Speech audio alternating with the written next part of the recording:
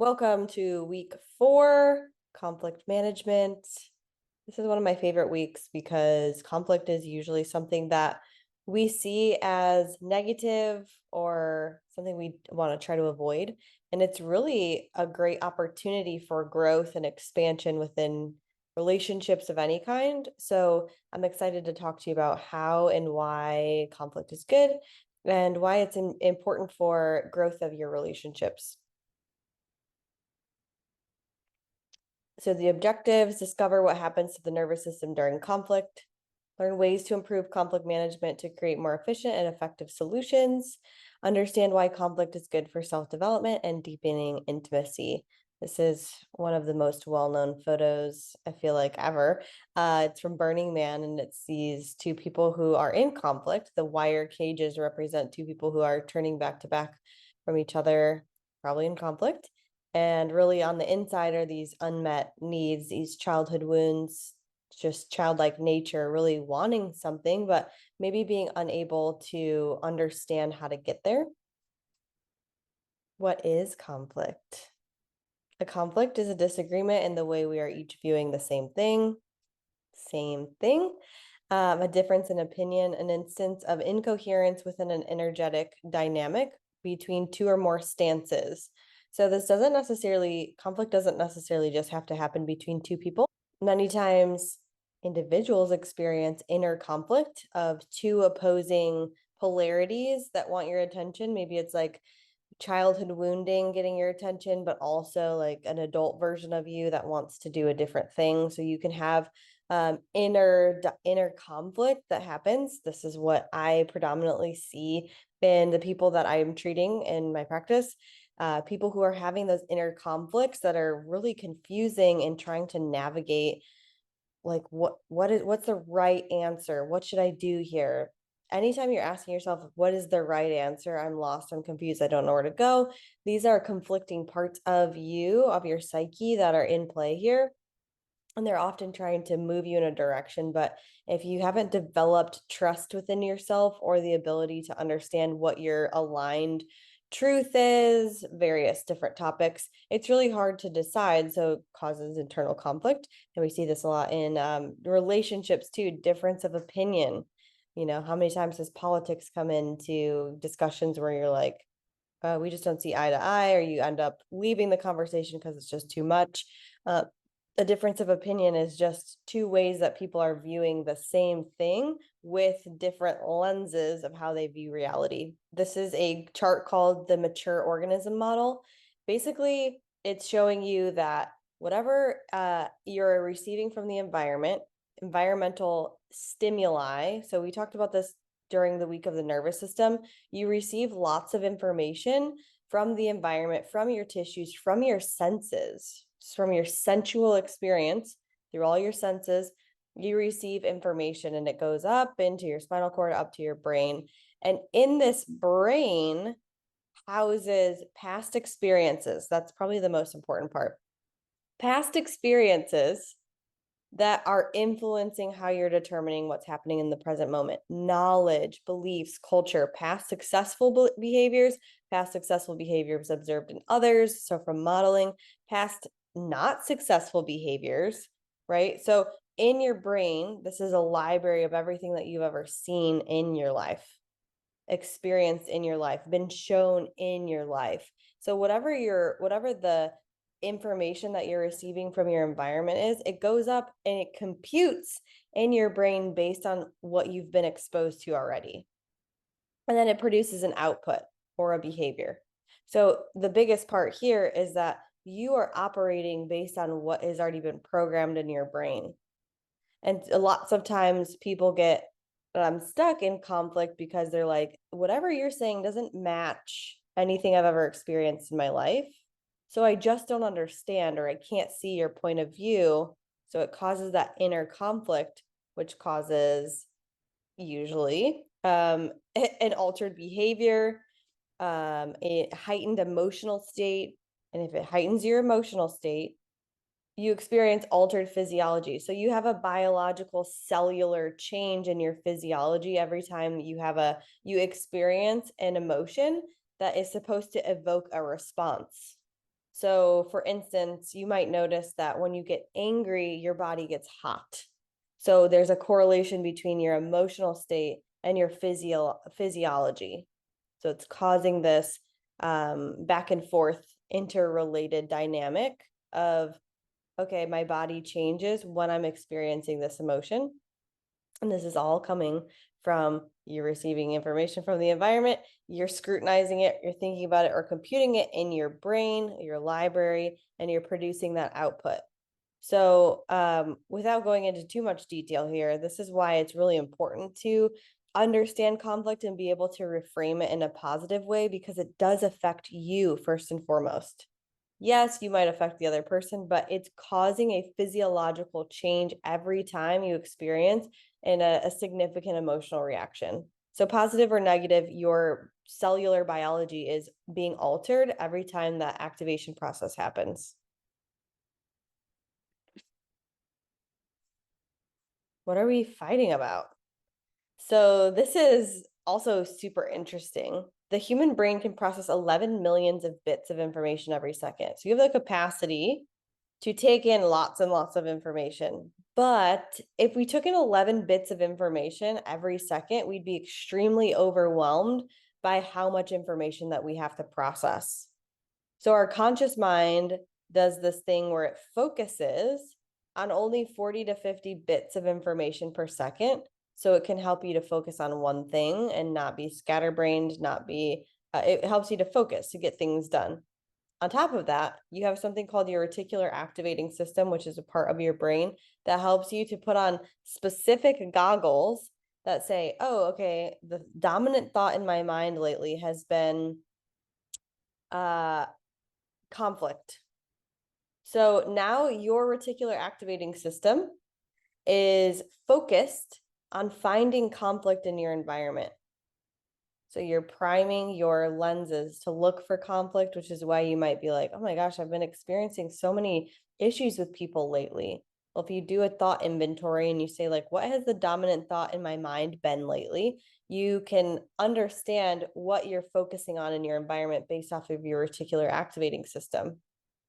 Additionally, your nervous system determines also what we pay attention to, because the more your nervous system is activated, the more you get really, really hyper focused on a very specific part of what's happening.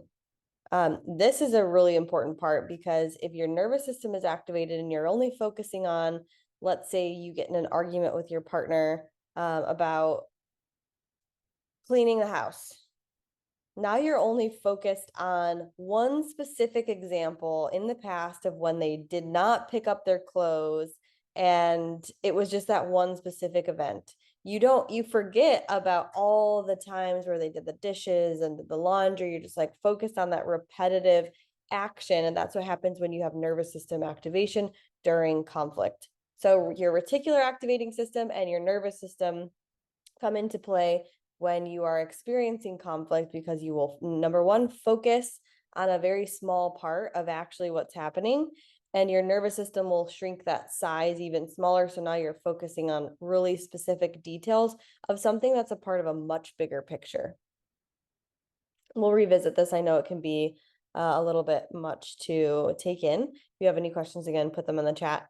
And yeah, just to reiterate, 11 million to 40 to 50 bits. So you have all this access to lots of resources, information, intelligence, but that shrinks down the more hyper focused you get on things. So when we are really hyper focused on a small amount of what is actually happening, that's giving you indication that your nervous system is activated. Go back to the last, talk that we had. When your nervous system is activated, you're in fight or flight mode. So now you are associating subconsciously that this action that your partner did that was really irritating is the cause of survival mode.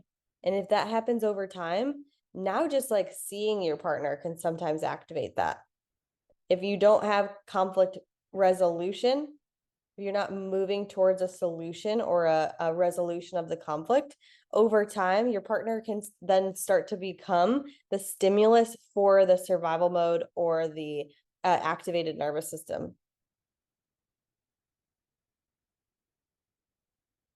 this is pulling from the presentation about nervous system, just to review some information, kind of compound on that. So we covered this map. We know that the green zone is where you feel like in the mindset to be open for connection, for intimacy. As soon as you hit that squiggly line is when you start to hit fight or flight, that sympathetic drive, survival mode, and freeze. So as soon as you cross this boundary, you get tunnel vision. So if you start to notice that you are feeling or experiencing these emotions here on the left, panic, rage, fear, anger, anxiety, irritation, worry, concern, frustration, or even the ones in the blue, your ability to maintain an open mind or a resourceful state shrinks. You only focus on the one thing, and it only escalates the conflict. So this one, a lot of people have difficulty with this because if you are in an activated state, it's really hard to pull yourself out of it and say, I'm not going to waste energy by, getting into this conflict. It's not worth it for me. It's not going to solve the conflict if I stay in it. It is also causing a physiological reaction in myself. So you often lose the ability to have a bigger picture in mind when you are entering conflict, because our animal nature kind of kicks in and it says we're not safe, you need to defend yourself. But as an elevated or higher consciousness being, now that you know this information, you might have a pause where you can decide, is this conflict worth wasting my energy reserves? Is it worth, potentially ruining my relationship with my partner, or escalating it to a level that you don't want it to? Another really big thing is it just starts to affect your health over time if this continues repetitively. So this is just a review, and know that the higher up you go, the less resourceful, the less that you can see of a greater picture. Now that we know that the more activated your nervous system is, the less that you can really see of what's going on, we can also add this incredibly helpful knowledge about tone of voice and body language. Arguably, in lots of research papers, it says about like 80 to 90% of the success or failure of a conflict come from tone of voice and body language, which is huge because those are really easy things that you can keep in mind to help create a more solution-oriented mindset around conflict. So tone of voice, if I was talking at you with a really high authoritative voice, you would be like, oh, you'd shut down. Maybe you'd become more, that sympathetic drive would be activated more. So fight or flight. You also might notice that during conflict, your body tenses up. So you have tension in your whole body. And because we know about the co-regulation from your nervous system, the nervous system talk, that vibe gets emitted into the electromagnetic field and your partner picks up on it. They might also tense. So now you're both tense, which is indication that you're in fight or flight. So just this information helps you to maybe focus on relaxing your entire body. Wherever you're standing or sitting, just think about relaxing, especially the area right in between your eyes that usually gets like this when you're in conflict, right? So focusing on relaxing the space in between your eyes, pull your shoulders down, just relax, take a deep breath.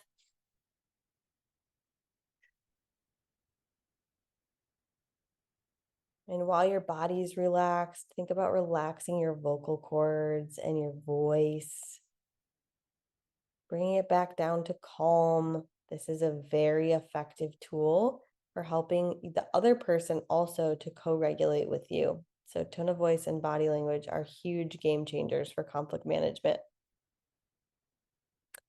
How in the heck Kat, can you just give us a recipe of how to navigate conflict, please? Okay, number one, understand how the nervous system and the reticular activating system affect your ability to navigate conflict. We know that when you allow yourself to get into a state that's have heightened emotions, your nervous system's activated, you're focusing on the threat, you lose sight of a bigger picture. Number two, now that you have that information, self-check-in. Is this worth me losing my shit over, right? It's going to exacerbate any sort of health conditions that you have. It lowers your immune function. It messes up your GI system, gives you brain fog, makes you super tired. is that worth it? Also, is it worth this argument with somebody that I love? Checking in with your tone of voice. Are you speaking very loudly? Can you lower a couple octaves? What's my body language? Am I standing very tense? Are my arms crossed? Uncross your arms, relax your body. And then body orientation. We're going to cover an exercise for this, but oftentimes in conflict, you're leaning forward, right? Like you're leaning forward or you're standing forward, leaning forward. This is indication that you're in fight or flight. So when you're more forward, if you can think about an animal, animals are forward focused, forward lunging when they're about to attack. So are you leaning forward? If you're leaning forward, can you shift backwards? So this is a good little recipe just to check in with yourself and understanding how you are affecting the greater whole of the dynamic. So orientation exercise, the perspective. So again, if you're in conflict, you might notice that you're leaning forward like the lion. You're getting really close, or you're sitting and you're just leaning forward. You're like you're puffed up like a bird ready, like a peacock. I know that's a mating ritual, but like you got puffed up, ready to go. Or can you be like the eagle? Can you lean back, getting a different perspective, being able to see a wider perspective of what's happening? So just using this orientation exercise, you can actually, what you're doing is activating or deactivating your vagal brake. So your vagus nerve is responsible for activating your sympathetic nervous system or your fight or flight response.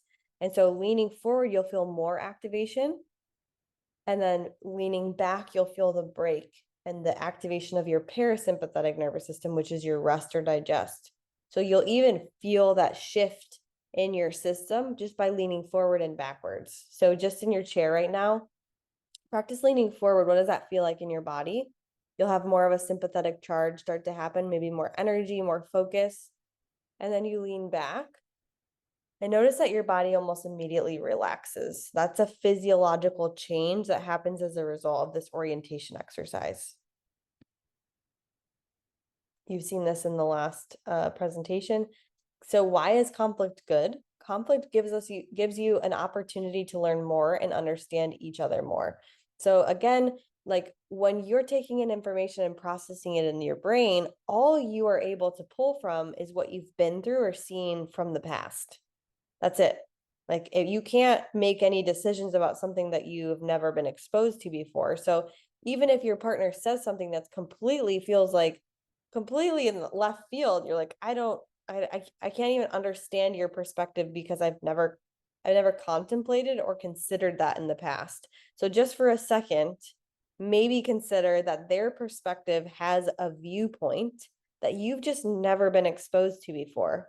So it's okay if you immediately have like the reaction to want to reject that information, but in retrospectively thinking about the conflict or maybe coming back to each other and talking about it, you'll find that maybe there's a little piece of, oh my gosh, I've never looked at it that way. Or, oh, okay, it makes sense that you think about it like this instead of this way because this is what your past was like.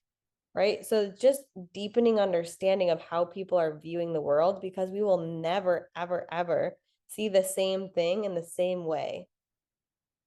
Just like we're looking at this screen right now, remember, there's like 11 million bits of information that our human brain is processing. Even more, there's like millions and millions and millions of bits available beyond that.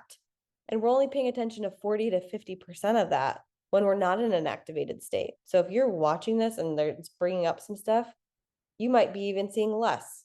So while we're looking at the same screen, I'm looking at the screen in the upper right-hand corner. You might be looking at reading the words. You might be looking at this little thing jumping up on the bottom of the screen. You might be looking at the picture of the couple. So while we're looking at the same thing, we're never actually looking at the same thing. That's a point I really want to drive home. So if there's conflict, it's not an opportunity. It shouldn't be an opportunity to like be combative towards your partner. it's an opportunity to say, oh, there's something that I don't see. Let's explore this together. Because you'll learn a lot about yourself and you'll learn a lot about them if you work towards a solution and being able to see a broader, more broad perspective of reality. Another exercise that I'm going to give you is called the projection process. So during conflict, this is where that individual development comes in. So projection process, conflict highlights an opportunity for growth in both individuals. If something is evoking a negative reaction in you or a negative emotion, it's trying to teach you something. And if you don't look at it as a lesson, it will just keep showing up until you get it. So if you see something and it makes you have an emotional reaction, you're like, God, I'm so angry, or oh, this is so irritating. It's like, oh, okay, there's a lesson from the University of Life that's trying to give me information about something that I'm not seeing. So when you notice that it causes you a particularly negative emotion, you can ask yourself, and again, this doesn't have to happen in real time. When I first learned it, I would just do it at the end of the day. Okay, I was really mad at this.